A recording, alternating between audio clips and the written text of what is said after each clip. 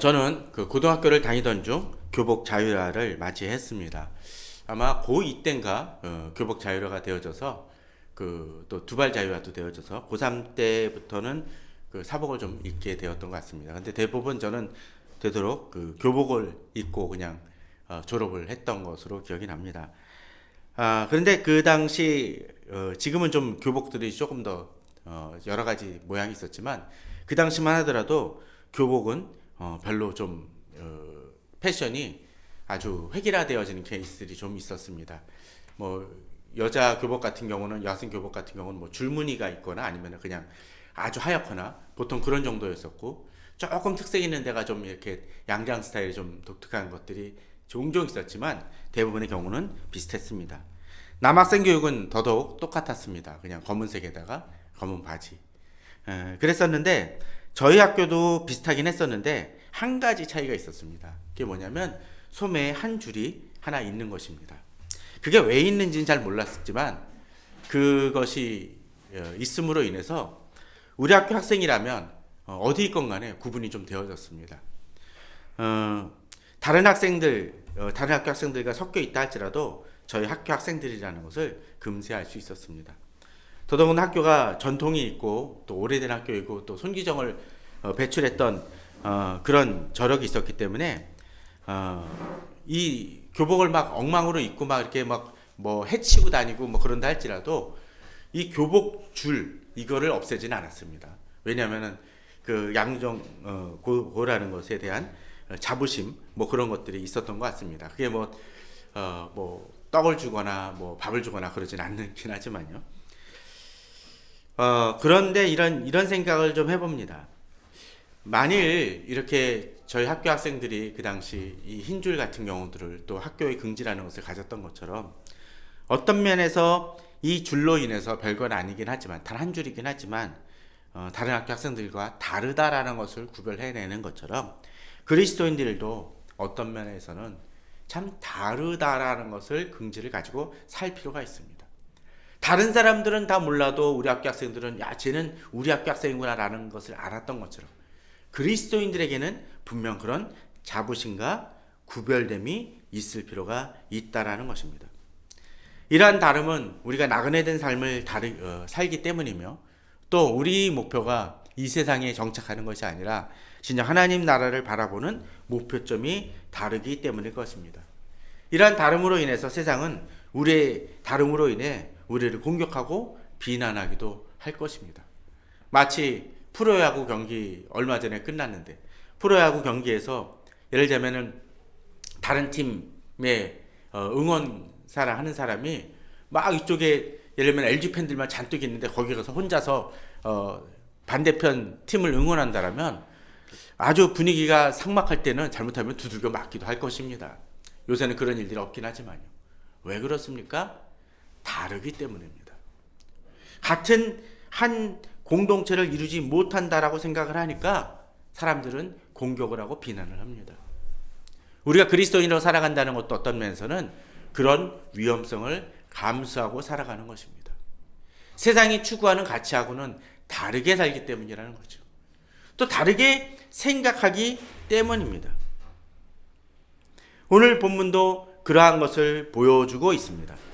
오늘 12절에 보게 되면 이제 그렇게 얘기합니다. 베드로가 다시 성도들을 향하여 사랑하는 자들아 라고 얘기하면서 어려움을 겪는 이 성도들이기 때문에 더 사랑하는 자들이란 이름으로 격려하는 것이죠.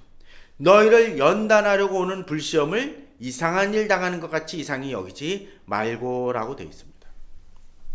베드로는 믿는 이들에게 시련의 불시험이 올 수 있고 또 이러한 것들 이것 때문에 이상한 일 생기는 것처럼 놀라지 말라고 권면하는 것입니다. 여기 시험이 그렇게 단순히 그냥 뭐 갑자기 이렇게 간단한 뭐 쪽지 시험 치고 또 약간의 그 별거 아닌 훈련을 겪는 그런 시험이라면은 그냥 뭐 놔둬도 괜찮을 것입니다. 근데 오늘 본문을 보게 되면 뭐라고 되어 있습니까? 불시험이라고 되어 있습니다. 불시험이라는 건 뭡니까? 바로 우리가 쉽게 이겨내기 힘들거나 어려울 수 있는 시험일 수 있다라는 것입니다.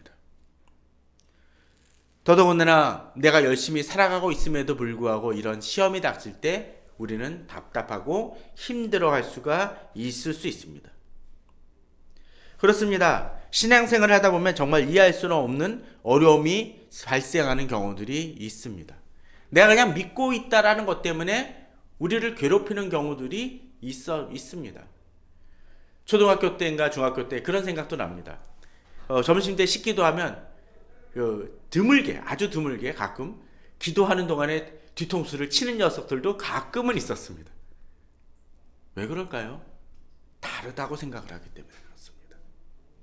또 쟤한테만큼은 얘가 그리스도인이니까 사기를 치려고 하는 사람들도 종종 보곤 합니다. 저도 그런 일들을 겪은 적이 있습니다. 동창이라고 하면서 얼굴도 기억 안 나는 녀석이 와가지고, 사람이 와가지고 돈을 빌려달라고 했던 적도 있었던 적이 있습니다. 왜요? 쟤는 그리스도이니까 속겠지, 또는 제 그 착함이란 이름으로라도 주겠지라고 생각하는 악한 마음이 있는 경우들이 있습니다. 저는 그 경우에 무조건 뭐 돈을 빌려주거나 무조건 참으라는 얘기를 드리는 것은 결코 아닙니다. 단지 그런 일들이 발생할 수 있다라는 것이죠.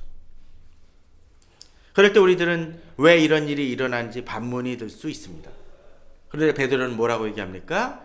이상한 일 당하는 것 같이 이상히 여기지 말고. 두 번이나 반복하죠. 이상한 일 당하는 것 같이 이상히 여기지 말고. 이 얘기는 뭡니까? 일어날 수 있는 일이라는 것입니다. 근데 문제는 우리가 한 가지 구분해야 될 것은 내 죄악 때문에 발생한 고난에 대해 이야기하는 것이 여기는 본문이 아니라는 것입니다. 사람들은 자주 자기가 잘못한 것으로 인한 어려움마저 이해할 수 없다라고 이야기하곤 합니다. 자신이 잘못하고 악을 행해놓고선 그런 일로 인해서 핍박이 아니라 마땅한 처벌과 비난을 받고 있음에도 불구하고 하나님 이 시련을 이기게 하여 주시옵소서라고 얘기하는 사람들이 있습니다. 아니라는 거죠. 그러면 이 시험은 어떤 것입니까? 이 불시험이 뭐라고 여기서 수식하고 있습니까? 너희를 연단하려고 오는 불시험이라고 되어 있습니다. 곧 우리가 신앙 안에서 견고해지고 성숙해지도록 이 불시험이 우리를 더욱더 단련시키고 연단시킨다는 것입니다. 저는 이 모습을 볼 때마다 고린도서의 말씀이 생각이 납니다. 제 세상 제일 마지막에 우리를 그 불로 그 공력을 테스트한다고 하십니다. 그때 확 불이 지나가면서 뭐가 남습니까? 이러면 뭐 가끔 영화 같은 데 보면 핵폭탄이 확 터지면 확 날아가면서 뼈대만 남는 경우들이 있지 않습니까? 우리가 가장적으로 제대로 살고 있다면 그 뼈대가 그 불 속에서도 어떻게 합니까? 분명히 견고하게 남을 것입니다. 지진이 일어나면 어떻습니까? 부실 건물도 어떻게 되나요? 무너지고 맙니다. 그러나 견고한 건물도 어떻게 합니까? 그 속에서도 흔들리지 않고 남아있게 됩니다. 마치 그런 것과 같습니다. 저는 또 디모데가 아니라 다니엘의 세 친구가 생각이 나와집니다. 세 친구가 풀무불 가운데서 그 불무불 가운데 들어가게 되죠. 그럴 때 어떤 일이 벌어집니까? 살아 돌아오죠. 그런데 그 중에 딱 한 가지 탄 게 있었죠. 뭐였습니까? 그들을 묶어 놓았던 줄만 탑니다. 참 묘하지 않습니까? 어떤 때 그들이 아무리 불이 그들을 엄습한다 할지라도 하나님의 백성들은 하나님이 지키십니다. 오히려 그들을 억압하고 억누르던 것들은 타버리고 없어진다는 것입니다.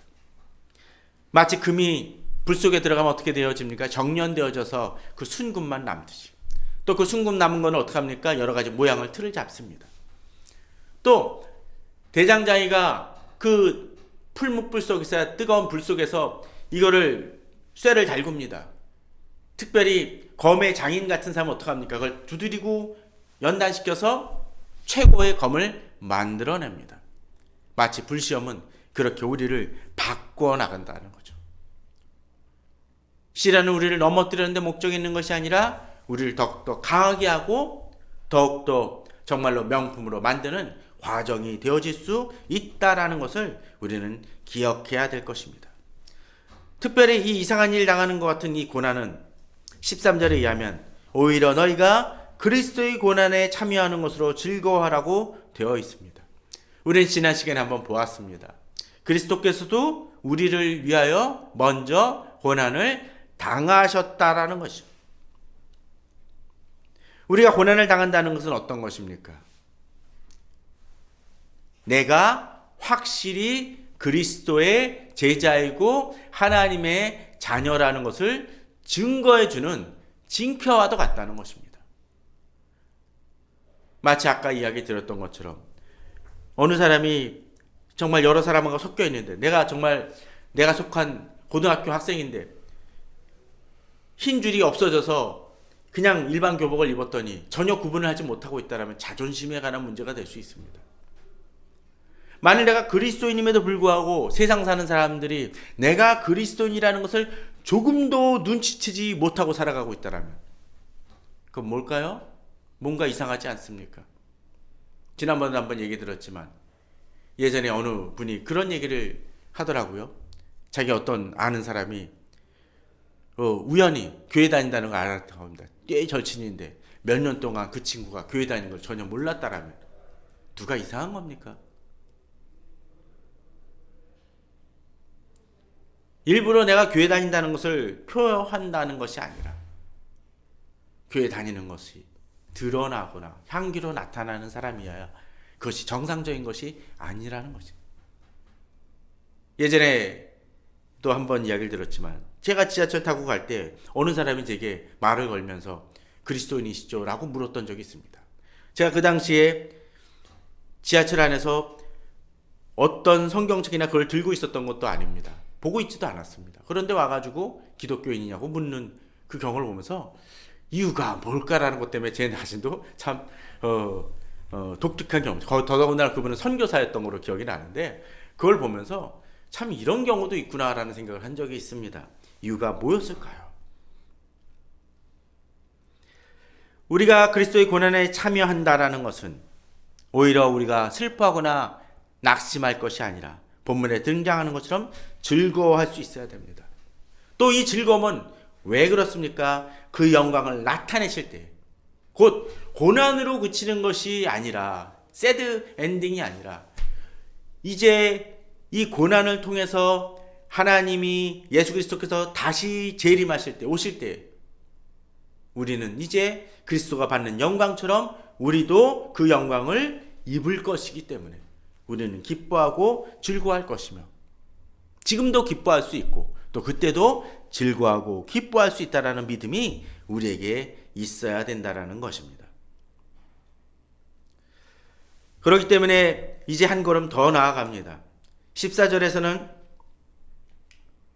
너희가 그리스도의 이름으로 치욕을 당하면 복 있는 자로다 라고 되어 있습니다.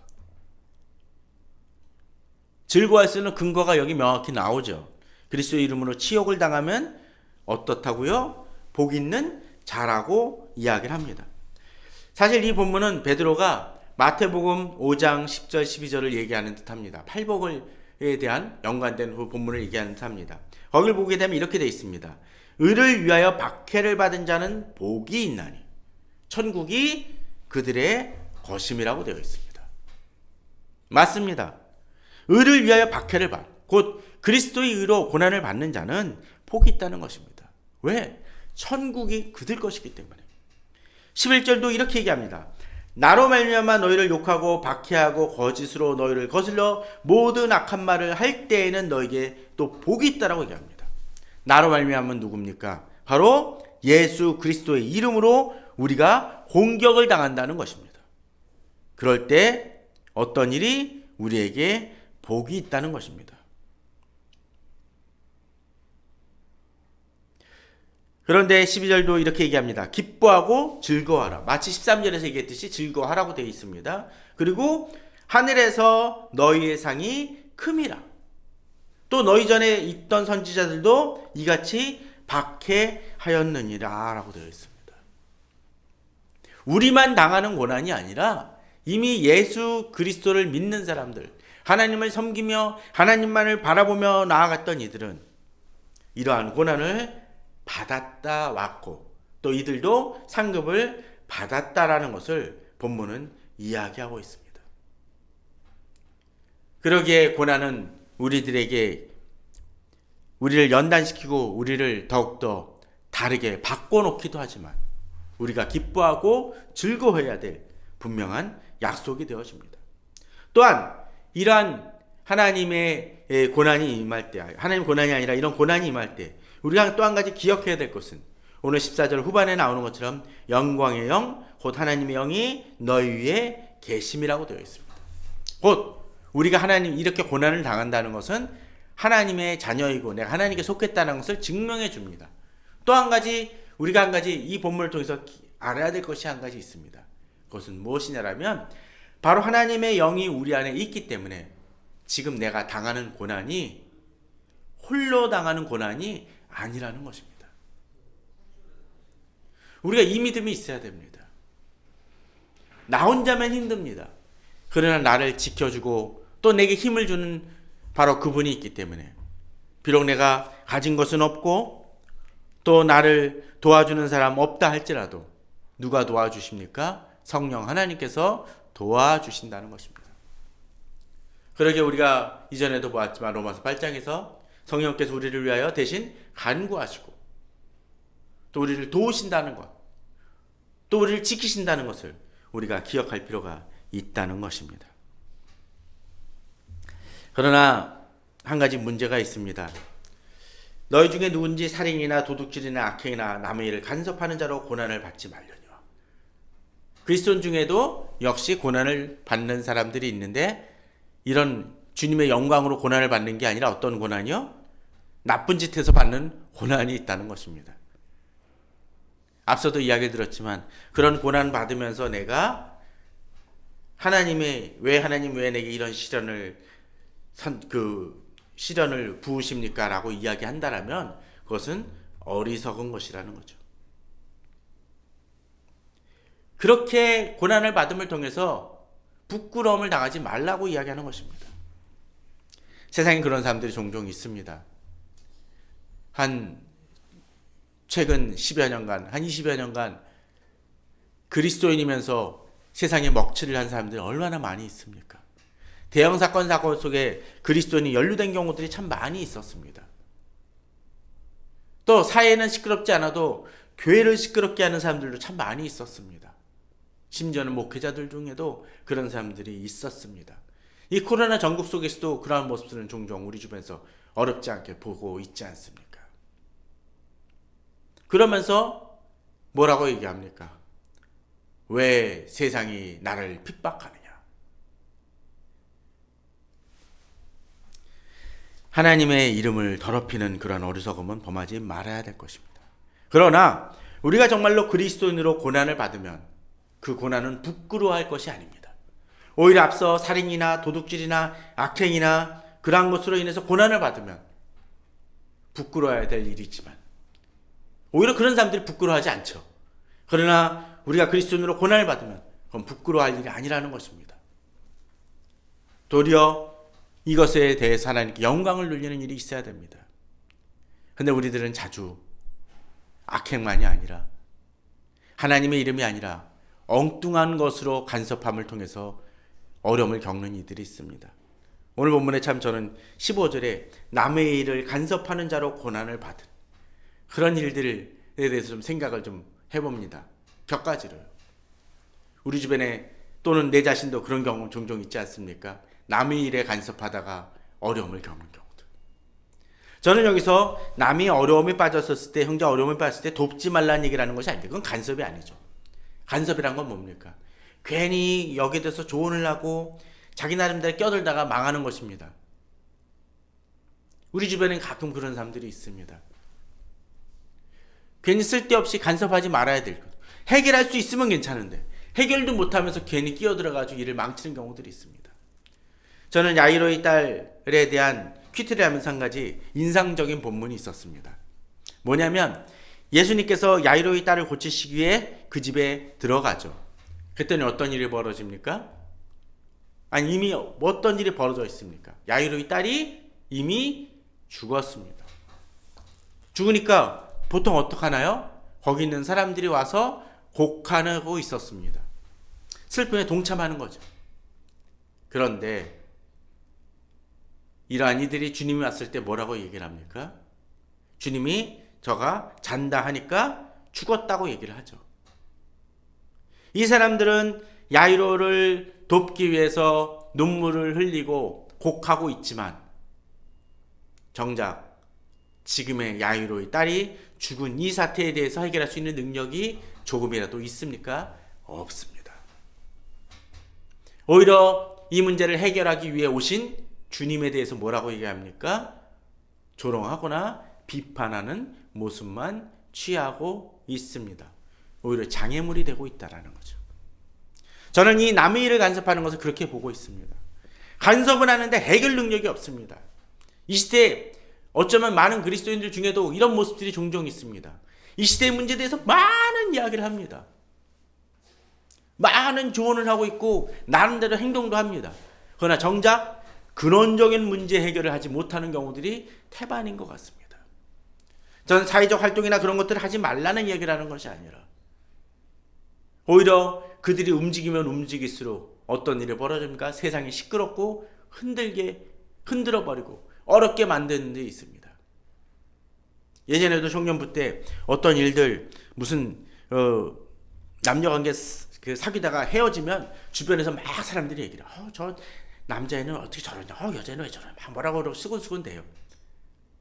근데 정작 이 두 사람의 문제를 해결하려고 직접 뛰어드는 사람은 하나도 없습니다. 신앙적 조언을 해줄 수는 없습니다. 해주진 않곤 합니다. 기껏해야 한다는 것이 상대방 험담만 합니다. 그러니까 어떤 일이 벌어집니까? 더욱더 갈등은 심화되어져 버리죠. 교회도 종종 그런 일이 합니다. 어떤 장로나 목사님의 다툼이 벌어지면 거기서도 여러 가지 얘기를 한 사람들이 있습니다. 근데 얘기를 하다 보니까 어떤 일이 벌어집니까? 상대방 험담만 하고 해결 능력은 없습니다. 진정한 우리 자신이 그 문제에 대해 깊이 들어가 그 문제를 짊어지고 기도하면서 풀어가려고 애쓰는 그런 해결사라의 노력이 아니라 간섭하고 험담하는 것으로서는 아무 문제도 해결되지 않는다라는 것이죠. 그러다가 상대방한테 비판을 받으면은 그때는 하나님 왜 내게 이런 시련을 하고 얘기하죠. 우리 자신이 어떤 사람인지를 좀 돌아봐야 됩니다. 사회 문제에서도 역시 마찬가지라고 생각이 되어집니다. 그러나 우리가 진정으로 그리스도인으로서 고난을 받으면 부끄러워하지 말고 정말로 하나님께 영광을 돌려야 됩니다. 교회에서도 묵묵히 시끄럽고 어려운 중에도 묵묵히 자기를 행해 나가는 사람들이 있습니다. 무엇인가 쓰레기가 있으면 저 쓰레기가 있어서 지저분하다라고 이야기하는 것이 아니라 그 쓰레기를 치우는 사람이 귀한 사람입니다. 이제 본문은 한 걸음 더 나아갑니다. 하나님의 집에서 심판을 시작할 때가 되었나니, 지난주에 남은 때처럼 이제 그 남은 때가 점점 줄어들고 주님의 심판이 임할 때가 다가온다는 것이죠. 그런데 우리에게 이러한 심판이 임한다라면 하나님의 복음을 순종하지 않은 자들의 마지막은 어떠하며 또 의인이 겨우 구원을 받으면 경건하지 아니한 자 죄는 어디에 서리요. 근데 여기서 보게 되면 의인이 겨우 구원을 받는다라고 얘기를 했는데 이것을 오해해서 우리도 언제든지 구원이 상실될 수 있다 그런 얘기를 드리는 것이 아니라 의인이 겨우 구원을 받는다라는 것은 바로 하나님의 은혜로 우리가 행한 행위나 선행으로서 구원받는 것이 아니라 하나님의 은혜로 우리가 구원을 받기 때문에 자기 의지나 자기 힘으로 또 악행으로 행하면서 살아가는 이들에게 있어서 그 심판의 때는 더욱더 견디기 힘든 때가 될 것이라는 것이죠. 이 얘기는 역으로 우리가 더 하나님 앞에 겸비하고 나아가야 됨을 봅니다. 내가 조금 잘했다고 해서 그것이 칭찬받을 일이 아니라는 거죠. 내 점수만으로는 하나님의 은혜를, 하나님의 구원을 받을 자격이 우리에겐 도저히 없다라는 것을 인정하고 들어가야 된다는 것입니다. 그러기에 우리는 한 걸음 더 나아갑니다. 그러므로 하나님 뜻대로 고난을 받는 자는 또한 선을 행하는 가운데 그 영혼을 미쁘신 창조주께 의탁할지어다. 고난은 분명 우리가 기뻐하고 즐거워한다고는 얘기하지만 힘듭니다. 어려움이 있습니다. 그러나 그런 속에서 우리는 주님의 뜻을 행하며 주께서 맡기신 일들을 선하게 이루어 나가는 일들에 힘써야 될 것입니다. 또한 이것이 우리 힘만으로는 감당하기 힘들 수 있기에 누구에게 의탁합니까?